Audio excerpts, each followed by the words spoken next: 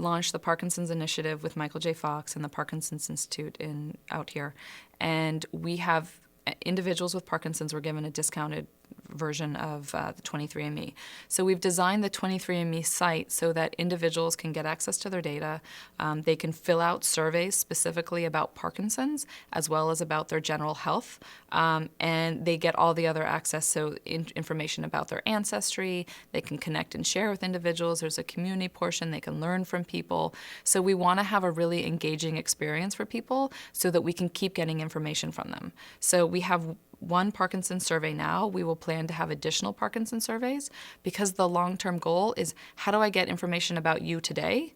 But let's say I want to know, how does your Parkinson's progress in 12 months, in 24 months, in 48 months? Because that information will be really valuable to correlate with your genetic information. So then comes in 23andWe. On the back end, our researchers in-house are actually analyzing all the data. So all the information that we're collecting through the surveys, they then compare with the genetic information. And what we're finding is we're actually making really interesting discoveries. So on all the different questions that we're asking about. So we'll hope to announce soon information about, because this Parkinson's community came together, what are some of the discoveries that we have made? And what are those discoveries? What kinds of discoveries will benefit that community?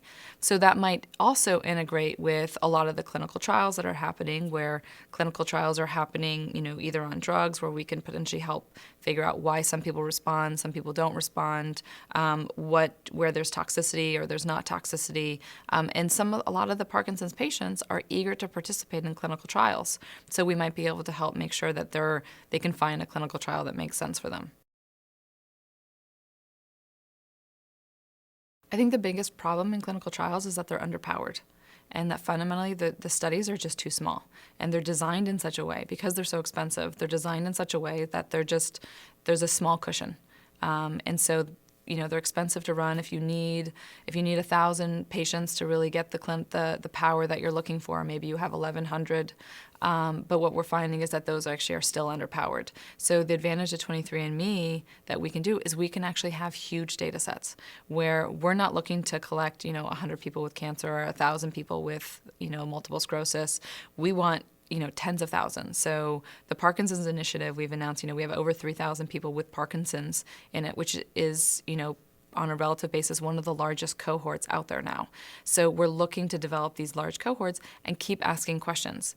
I think one of the other advantages that we have is that we can ask these Parkinson's patients about their Parkinson's, but we're also learning about all these other aspects of them. So we ask the general health survey, and then we're asking about commonly used drugs. So, do they get a stomach ache when they take Advil? How do they respond to Benadryl?